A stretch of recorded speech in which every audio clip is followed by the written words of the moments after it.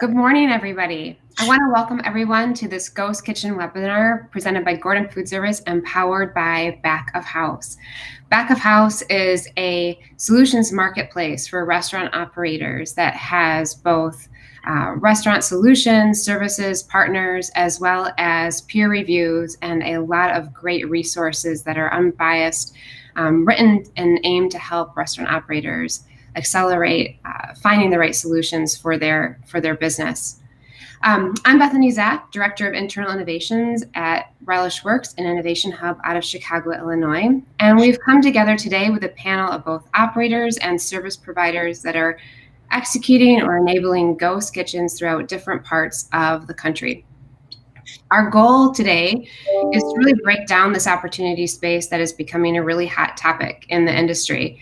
And we're going to help out our listeners break down different ways to approach this space, what makes it a great opportunity, and what everyone should know before really getting started.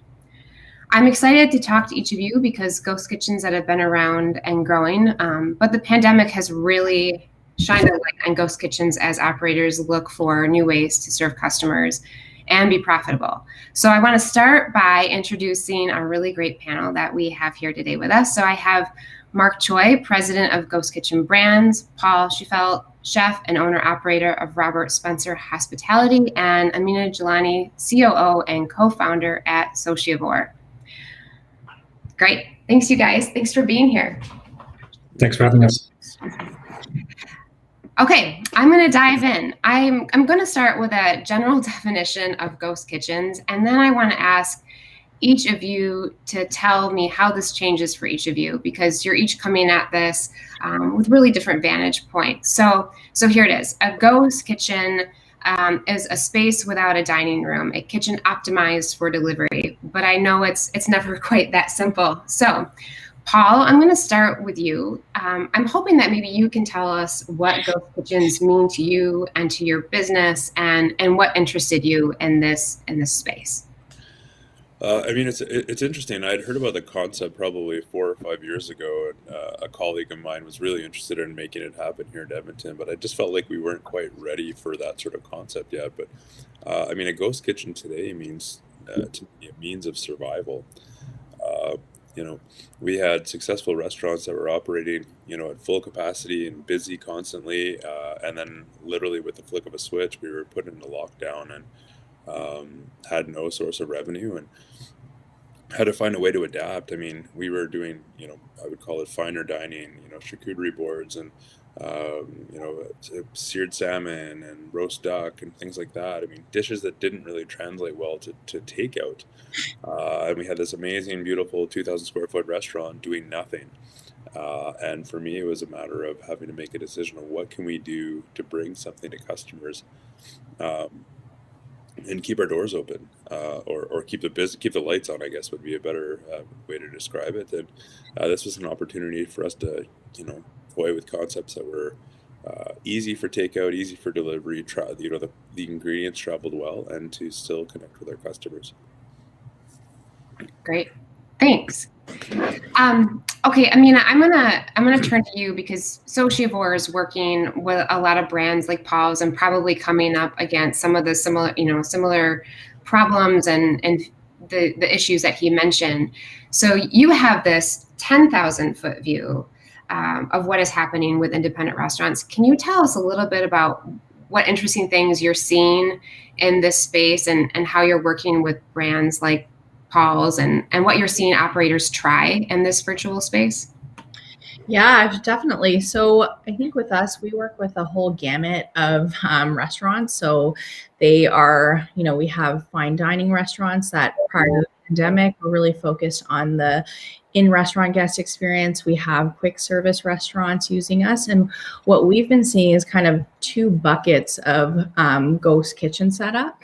So one example is where you have a brand that's really well known within a community, and then what they've done is created a sub brand that they are promoting to their customers that they have already. And within that sub-brand, it's kind of known.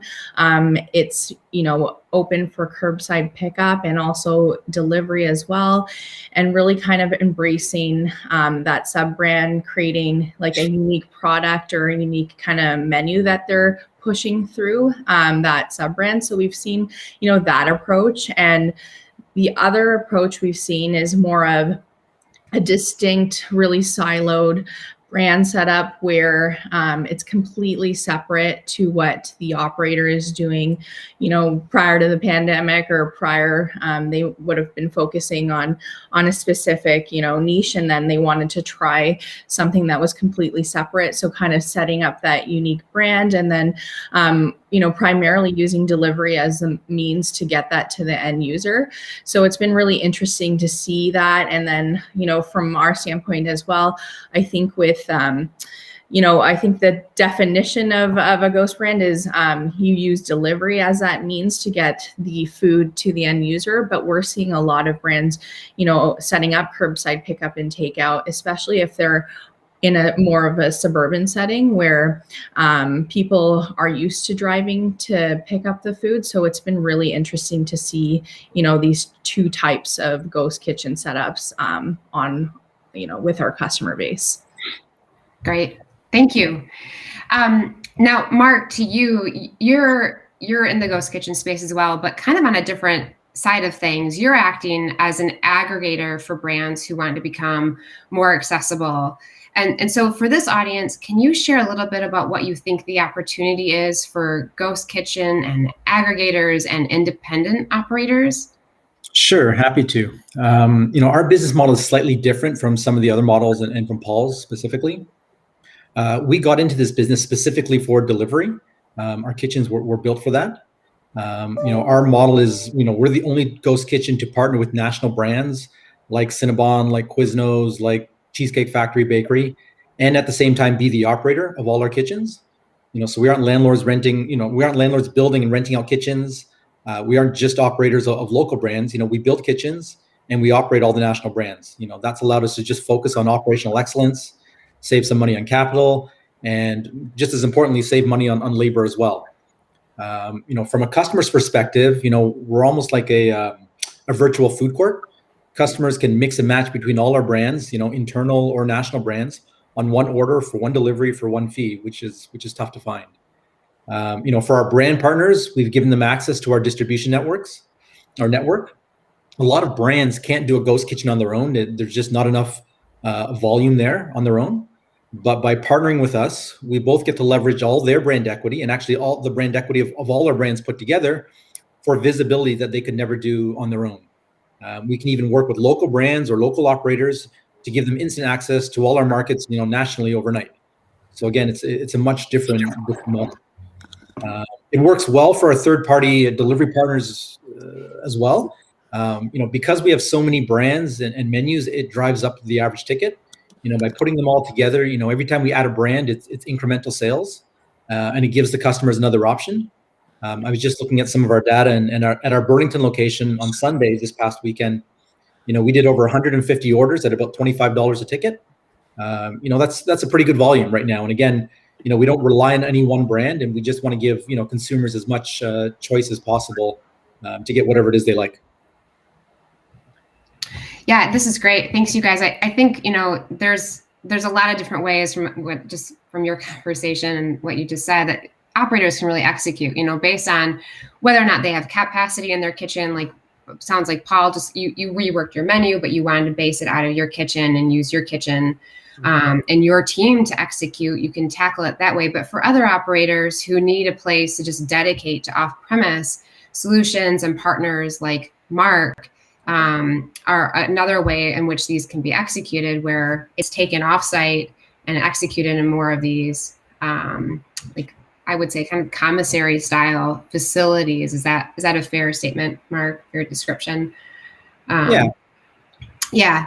So I think what I'm hearing is like operators should kind of be asking themselves, can I do this within my own operation? Do I have the capacity or do I not? And that may be one starting place for operators to think about ways to execute. And then, Amina, you can kind of come in and help think about based on like what the brand is and what the style, how to position and how to take it to their customers as well. Definitely, yeah. Yeah. Okay, so I want to dial in a little bit on the day-to-day of executing these different concepts. So Paul, I'm going to turn to you again. You've been in this, you're learning daily. I'm curious what you've learned about yourself through this process and what you feel operators need to ask themselves as leaders before stepping into this space. Like, what do they need to be prepared for as they jump into a ghost kitchen? Yeah, I mean it's a really different animal, right? I mean, we've spent a lot of years. I'm a chef first, and it's always been fancy plating and presentation is so important. And now you're changing your mindset to focus on efficiency, speed. How do we maintain quality while getting food to travel? What is our delivery range? What does our packaging look like? How do we still deliver that quality and that experience that we're trying to, but doing it in a bag essentially? So there's a lot of factors to play in. I mean, there's a lot of great comments already. In our case, it was here we have a restaurant that we're paying rent on, we're paying utilities, we have staff. We don't need to go necessarily source a space. We need to generate revenue to kind of keep the lights on. Whereas some people might be looking at this from a different approach, that I don't need to pay premium rent to get into a prime location. I can purchase or rent a commissary kitchen that has better access to routes for traveling to get around the city, and pay a little bit less rent and not have that dining room and the tables and chairs and the lights and all the fancy fixtures. And it's a way for them to get into the restaurant industry at a little bit maybe more of an affordable approach or entry point. The other thing I think that's interesting as well too is it's a really great opportunity to test concepts. I mean, for us, we've rolled out, we had a Woodshed Burgers location already. So we rolled it out at our Southside location as a concept, and it was so successful. I actually ended up opening up a brick and mortar in the middle of the pandemic. But we've also now done another concept. So we've done barbecue, and it's been really successful, and it's a nice way for us to test the marketplace and find out what works and what doesn't. And to, if that concept becomes stale, then let's shut down for a week, refresh, and let's do a taco shop or a pizza joint, or you can continue to evolve and change, which is really kind of nice. Whereas when you're workshop eatery, when you're a fine dining restaurant, you sort of have certain expectations. Your customers have expectations, and it's hard to just turn the lights off one day and completely change that and still have the following. So yeah, I think the thing that keeps sticking out in my mind as I hear you and as I've heard others talk about ghost kitchens is like a big thing that people do need to ask themselves is, am I willing to rethink everything I've kind of thought about in this space? And am I willing to undo the way we've always done it and try new things and manage kind of that change management and just in general, just taking that on as part of your.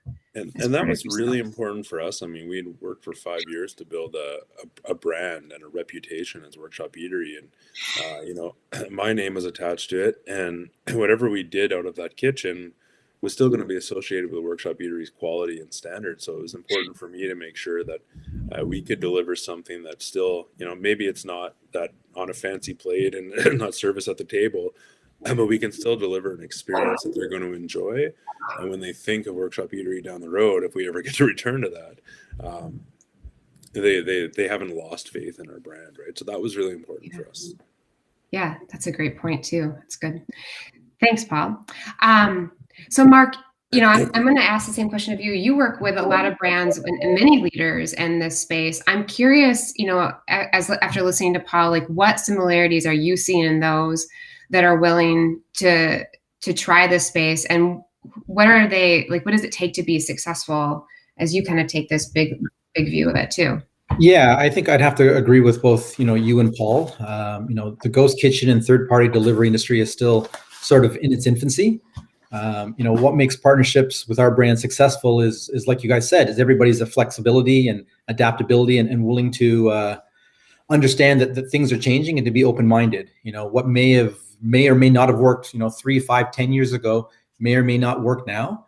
And so, again, having everybody buy into the fact that you need to adapt your business, you need to change your business, you need to be open-minded, is going to be key to being successful. Paul talked about, he just opened up a brick and mortars location, in this pandemic. We've had to do similar. We've adapted our model. I mean, although we started doing delivery only many years ago, our brands were happy with that. Based on the feedback we got from our customers, we've started taking locations in high traffic areas as well now. We just opened up, in Smart Center. We have a deal with Walmart. So, we've taken our business model and we've tried to adapt it to, again, whatever the consumer is demanding. And, we've taken it now from delivery only, again, to be able to service customers wherever they may be it, well, not working right now, but if they're shopping or if they're out and about, we want to be there for them too. And so all our brand partners that we've been dealing with have been good partners. They've all been very flexible, and they've all, worked with us to adapt their operations, their menus, their marketing, even their real estate selection, because they understand it's a new day in the industry, and if you don't adapt, then you're going to get left behind. So again, I wholeheartedly agree with what you and Paul were talking about in terms of flexibility and adaptability, and being open-minded. That's great. There's a couple of good questions that have come in as we've talked. I want to ask this one from Kristen. There's a question here in terms of what's the difference in your minds around an operator's normal takeout delivery model versus a ghost kitchen model? And so I'm going to ask maybe this of Amina and Paul and get your take on this particular question. So I think typically what I've seen work well in terms of the ghost kitchen model is, a defined brand, which has a defined kind of menu that is really, catered towards takeout and delivery. I've seen a lot of working with a lot of restaurants. Many of them are doing, typical online ordering right now for curbside takeout. And, they haven't really made a lot of changes to their typical menu. But with the ghost kitchen model, it's kind of primarily focused on delivering that kind of takeout / delivery concept to the guest. So really, focusing on what items travel well. From what we've seen work best on our platform, really looking at that brand and kind of embracing that brand and creating a unique menu that's around that brand. And so that's what I think the difference is between more of a model focused on, delivering that ghost kitchen versus, turning on typical online or typical takeout and delivery for your concept. That's great. Thanks. Paul, anything you would add to that? No, I mean, I feel like that pretty much sums it up. I mean, I guess the only comment would be, I think it allows you that flexibility to have a few concepts. I mean, if you're not dealing with customers dining in and that sort of thing, if you can set yourself up and organize yourself, there's no reason why you couldn't be operating, a burger restaurant, a taco shop, and a pizza joint all out of the same kitchen in the same evening. So now you're targeting that customer who, one, you can get, mom and dad want pizza and the son wants a burger and the daughter wants tacos. You can get the whole household in one sitting. Or you've got diversity where they can come and see you on Monday, they can come and see you on Thursday, and then they're coming back on Saturday because they're not eating the same thing. They're eating a few different things. But that said, there's some challenges there on how you set up your kitchen to be organized and efficient and make sure your product is being used efficiently across those brands, right, or across those concepts. Yeah, those are great tips too.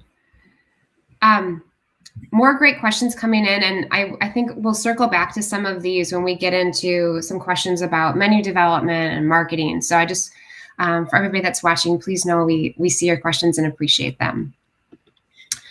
I'm going to go back to Amina really quickly too, just to kind of go back to some of our earlier conversation. As we talked about what it takes to be successful, Amina, you're, again, as you work with many different operators in the space, what are some of the hurdles that you're also seeing operators come up against that you think they should be aware of? So primarily, like with Socialboard, we power a lot of independents. So with the ones that are kind of trying out the ghost kitchen model, generating demand for that new brand is something that takes a lot of work. What we've seen work well is kind of leveraging your existing consumer base, creating a brand that really would be sold well to that consumer base, and then kind of using an omni-channel approach. So with that defined brand, really trying to make sure it's authentic so that people find it appealing, especially in that market you're trying to target. And then setting up online ordering. So, be it your own online ordering where you're able to get all the data and see all of that consumer data, and using kind of third party as just one piece of the entire omni-channel. So more of a marketing channel. That said, like what we've seen working well as well is kind of setting up, defined social media channels that are, defined to that brand, and then trying to engage your current customer base so that they, know about that new brand and follow. So it does take a lot of work in order to create, the demand if you're trying to do it in a way that you're trying to, leverage who you already have in your market. The other thing too is if you're leveraging the third-party delivery apps for, getting that delivery to the end user. Location is also pretty key. So we've seen it. We've actually seen it with our own family restaurant. Basically, being able to have that 5-kilometer radius so that you're actually reaching your customers. And if your location isn't within where your market is, that can be a challenge. So I'd say those key things are what we've seen. But if you're able to do it in an authentic way, and if you're able to test and learn, kind of what Paul and Mark have also said, and you're taking that approach that you're going to be flexible and you're going to kind of take that data and kind of adjust things. We've seen that really kind of benefit the operator, and they create some really awesome brands that are compelling and that are going to continue, in existence and be part of their whole brand story. So it's been cool in that sense. That's great. Thanks. I do kind of want to just dial in a little bit. I mean, marketing is definitely an area where I think a lot of operators do, like you mentioned, this is a big hurdle.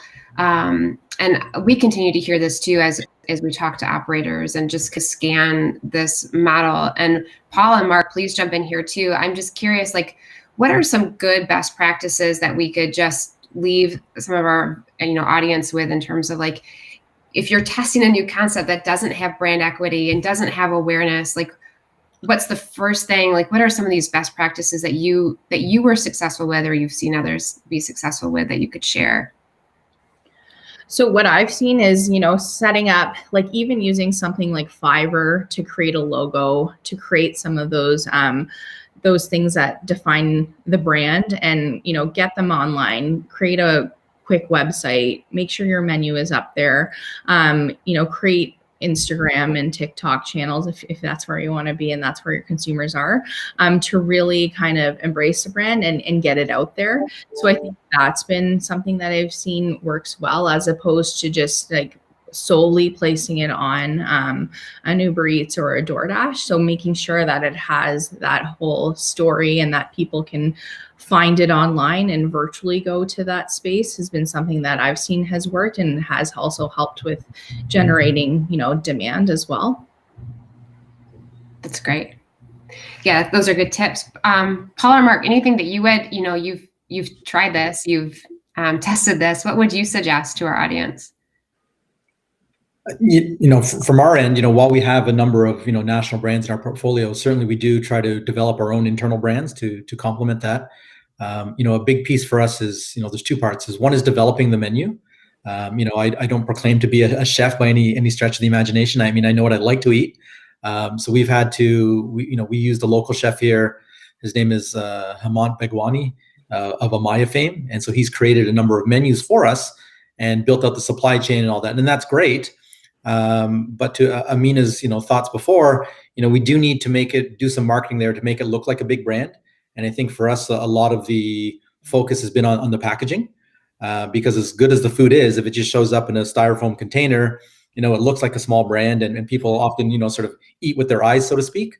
So we've had to invest some time and energy and money into how we present that food, that it comes hot, it tastes like we intended it to taste, and it looks professional in terms of, however the bag, the box, stickers, any branding we do. So for sure, for all of those internal brands where we don't have the support of a national chain, we've had to spend, sort of time and effort to make the product look as good as it tastes. Great. Paul, I just want to give you, opportunity to, if you have anything to add, or we can build on. Yeah. I'll jump in. I mean, as an independent guy, I mean, I'm facing that fight all the time where you're trying to get the same recognition as the big players. I mean, for me, I'm fortunate in that, I'm a fairly big fish in this pond here in Edmonton. And when I do something new, there's usually a lot of buzz and somebody's paying attention. But if you're a new guy trying to get into the marketplace, and this isn't like where you can invite people down for dinner to try stuff out and, get some buzz going. My advice would probably be to who are the influencers in your network? Who are the influencers in your community? I mean, we live in the world of today's generation doesn't necessarily respond to ads in the same way we used to, but they'll listen to people that they trust, right? So who are the celebs? Who are the local people? Can you get a local athlete? Can you get a news broadcaster? Can you get that food in their hand and have them talking about your product themselves rather than it being advertisement? You can find that way to infiltrate your community with some of the influencers. I think you'll have better success in getting your brand out there and getting it recognized, because otherwise there's a lot of new concepts. I mean, everybody's doing a new concept right now, and then with the big players, with the Uber Eats and the Skip the Dishes and those sort of guys, I mean, they're pushing the darts things hard. If you're an independent, you're lost in stuff right here. Yeah, that's great. You guys hit on a lot of good things. I heard really making sure that you figure out your menu, like what experience are you trying to deliver, and then carrying that through from your logo to your packaging to your online presence, and then finding people that can be your voice out in the community. And I probably missed some great things too, but those were, I think, really good tips. One question that came in from the audience that I want to ask Mark, as you brought up packaging, is do you find each concept needs its own unique packaging per brand, or is it okay to use the same containers across brands? Thoughts on just as you test new concepts, what are your thoughts there? Yeah, so every time we bring a brand on board, be it national or internal, it probably has its own unique packaging needs. But for sure, when we have many brands, we try to economize and use as much of the same packaging that we can. We've created our own bags, for example, which have all our brands on the outside of the bags. And so we use those for any order that comes in. Some of the plastic containers, again, we try to use and try to source as flexible a container as possible so that we can use it for as many brands as possible, because as we'll talk about later, I'm sure the margins are tight for third-party delivery or any delivery business. So where we can save time and money and effort, like in packaging, we do our best to work with manufacturers to find something that fits best for as many brands as possible. Yeah, I think you guys have brought this up a couple of times about just optimizing for efficiency and reducing costs, especially as you start up and test new things. So I think that's a good point. I want to go back. We talked a lot about menu development, and we just touched on it, I should say. I want to start to dive a little bit more into menu development. And there's some good questions from the audience too that we'll come back to that I think really relate well to this topic.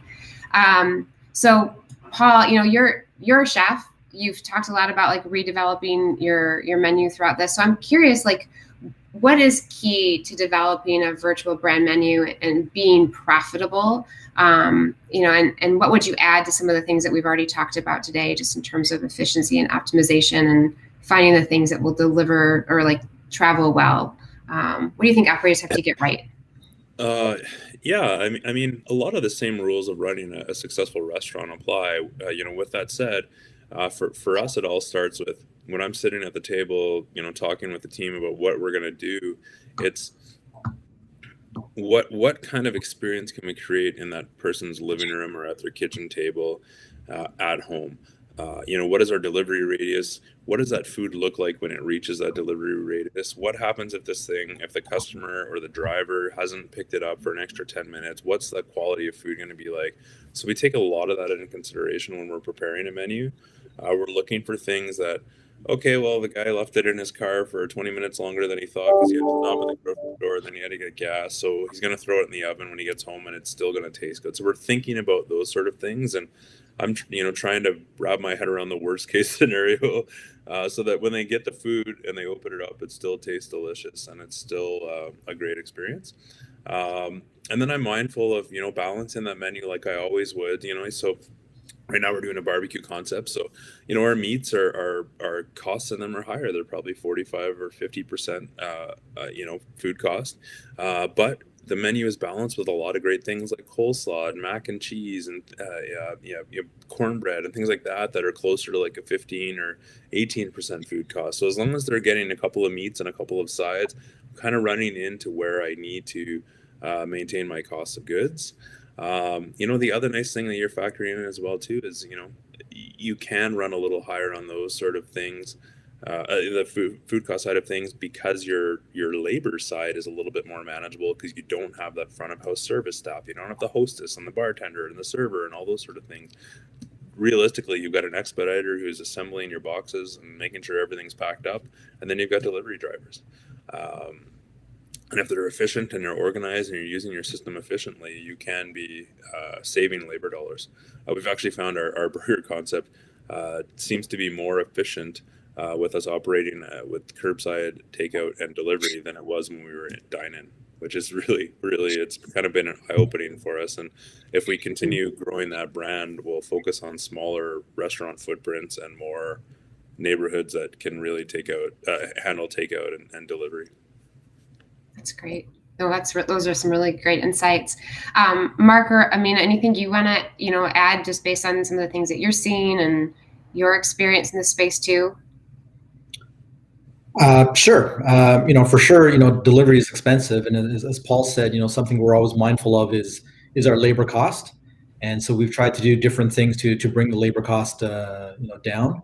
In our kitchens, even though we might have 20 brands, all our staff is cross-trained, so they can, execute any brand that whenever an order comes in. As well, even though we've started to take locations where we do have walk-in traffic, we tried to reduce the labor required there because we use this technology as much as possible. So in the front of house, we have kiosks. So there's no, hi, Paul, how are you? What would you like today? It's all done through a touchscreen kiosk, a 55-inch touchscreen kiosk. And all those orders go straight from the kiosk back to, our proprietary software allows it to go back to whatever station in the kitchen is preparing that menu. So again, to try to save on some labor there from going back and forth, from printing up tickets, we use technology, for everything because, as Paul said, margins are tight, delivery costs are high. So where we can with food costs and especially with labor, our two controllables, we try to do the best we can to bring those costs down. Great. That's good.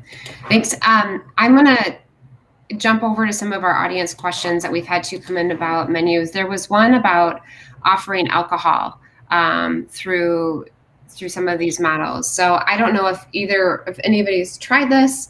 Does this fall in, like, what kind of license is required? Does anybody have any experience in the alcohol space with these models? Yeah, I would say a real key with that for sure is to make sure that you're working with your state or provincial liquor commission. Here we have the Alberta Gaming and Liquor Commission to understand the laws. A lot of them have changed and become more flexible in recent months to try to help restaurants and businesses survive. For us, they've actually laxed the laws so we can sell alcohol to the point now where we can even sell pre-made cocktails and that sort of thing. It's a nice add-on. We'll add a 4-pack of beer to, a burger combo or a barbecue combo. We'll add, cocktail pairings or a bottle of wine to things that we're doing. It's a nice upsell. And we're typically we're not making the same margins we would have when we were doing it as dine-in, but there's a lot less labor. Take a bottle of wine, throw $5 on it, and send it out, and you've made the $5. So there's some opportunity there to get your ticket sales up a little bit and generate a little bit of profit. And really, there's not a lot of labor or cost associated with doing that. You're just sitting on inventory. So it's a great way for us. I mean, we do, as I said, game night and things like that. We do a lot of combos where we add a 4-pack of beer or that sort of thing. So. Awesome. Yeah, I'd agree with Paul. In Ontario, they've relaxed the laws as well, and so a number of our locations will be starting to sell beer and alcohol soon. We don't have the same cocktail opportunities as you do, Paul, but for sure we want to explore that, because as you know, it's all incremental sales that we're not capturing, so we might as well capture that. We're even going to start our own internal brand of beer called Ghost Beer, again, to try to take advantage of some of the relaxation of those laws. I've seen that too, like from our side, that to kind of up that ticket size, that people are definitely selling alcohol, and they're doing some creative things like at-home cocktail kits and adding that as an add-on, and lots of them are like, if they're doing a pizza concept, they're readily available with a whole bunch of different craft beers. So it's definitely something that we've seen, and that they have relaxed the laws here in Ontario where I'm sitting, and it's been something that's been really helpful during these hard times for the operators that we work with.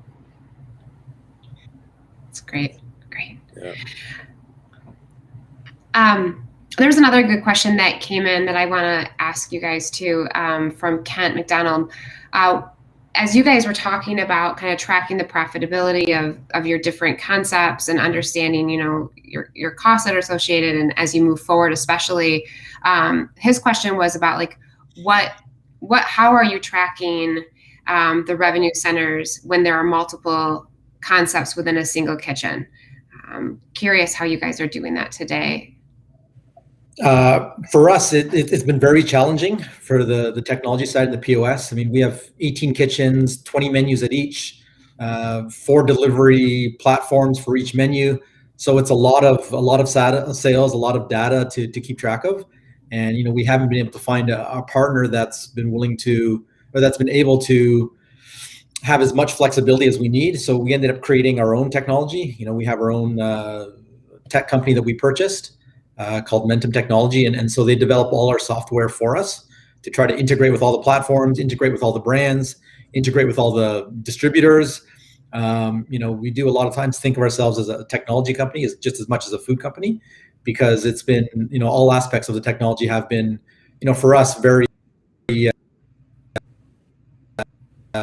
challenging. So we're always looking, but technology is and developing our own is a huge piece of what we're doing in the future. That's great. Amina or Paul, anything to add here as well? I'm curious too. Amina, if Sociavore is thinking about this or has a way to help operators with this too within your service. So in terms of kind of what we've seen, what operators are doing, if they have a distinct brand with that, with us, like we do power a lot of online ordering within our platform. Basically, that goes into, the point of sale. Right now, we do work with some order aggregators as well. So that really helps with simplifying kind of ops in the kitchen. But what we're finding is right now kind of distinct brands. We work closely with Square as well, so that they have really awesome reporting, and that really has been helpful for the operators as they kind of are managing and looking at the data that's coming out of all the brands that they set up. So that's kind of what I've seen on our side. That's great. Thanks.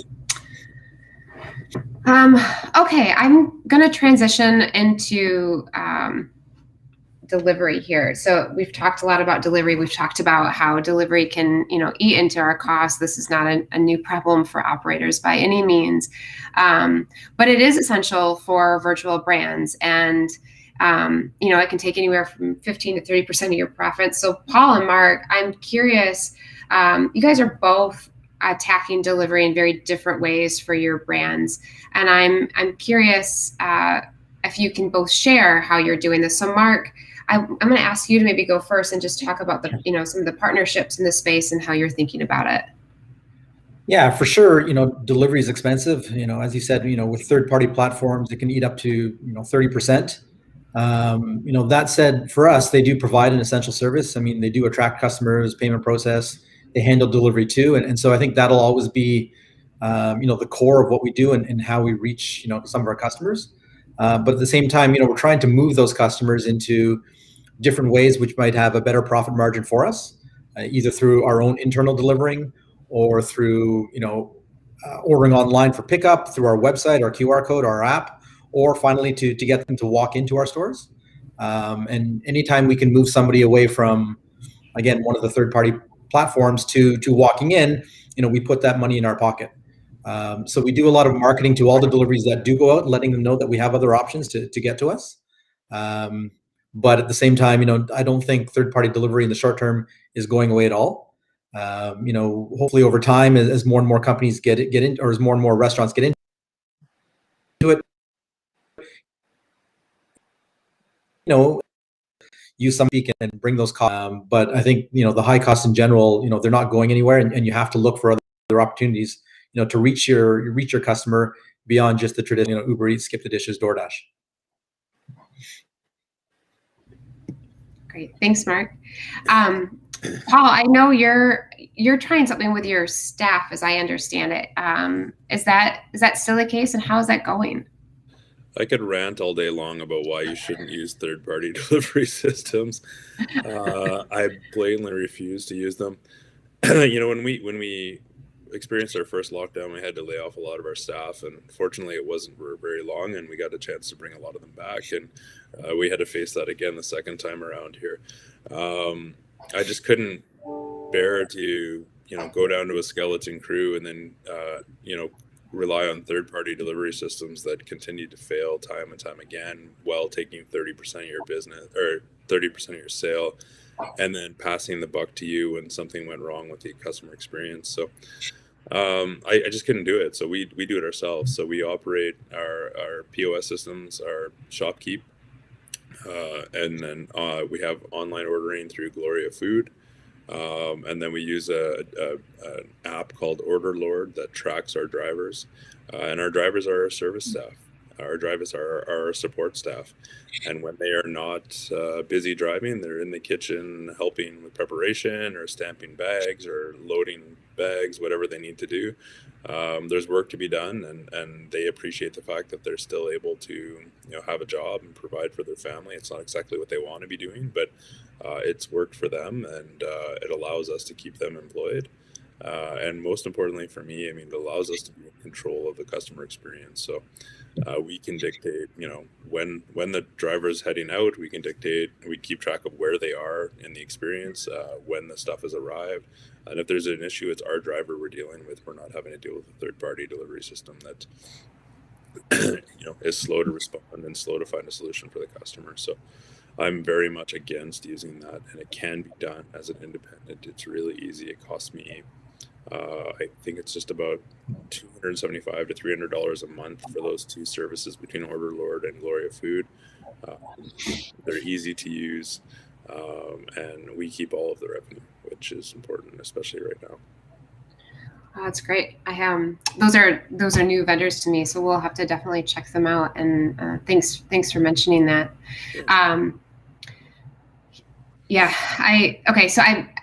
We could spend a lot of time just, I think, digging into just that model alone. But for the purposes of this conversation, and as we kind of near the end of this discussion and our time together, I am curious, as we think forward about ghost kitchens, I want to ask each of you guys this question, what does a year from now look like in this particular service model? And what do you guys think 5 years looks like for the ghost kitchen service model?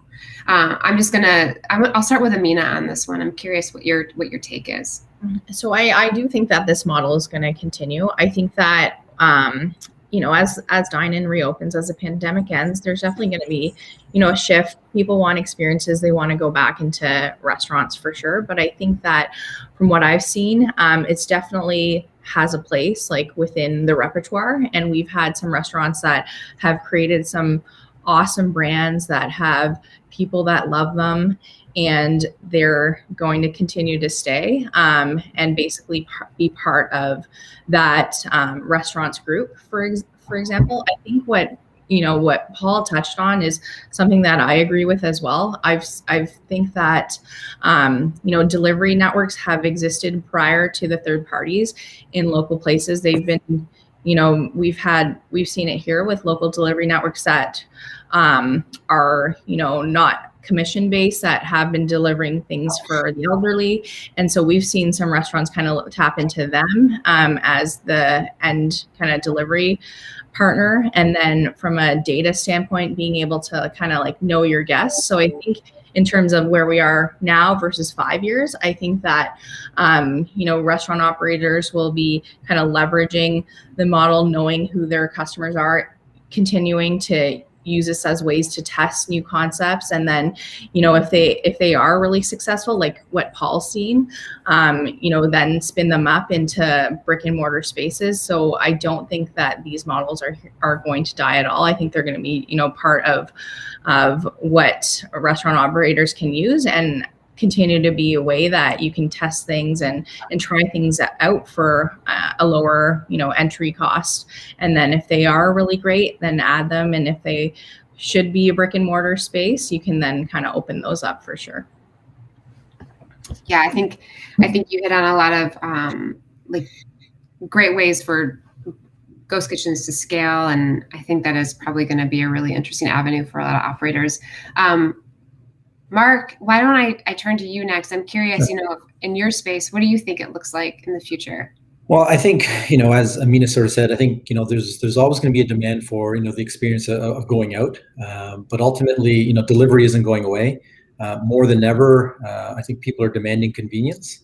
And, one of the ways they can get convenience is by delivery, and is by ghost kitchens, be it my concept or Paul's concept, to lump menus together, be it again national brands or internal brands, so that consumers have choice all at once for us to make it easy for them. The pandemic and the lockdowns have taught everybody that convenience is something that is attainable, and delivery is a viable option to get whatever it is they need. And so it'll be up to us, again, either operating national brands through third-party delivery, or smaller local brands through their own delivery. People are always going to demand convenience right now, and there's going to be a large segment of population who, while they like experience, they're not always going to go out.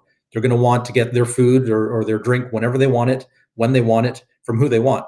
And so again, I don't think that the model of a ghost kitchen is going to go away. It might adapt over time because the market's always changing, but there's always going to be a demand, I think, going forward for delivery and for convenience.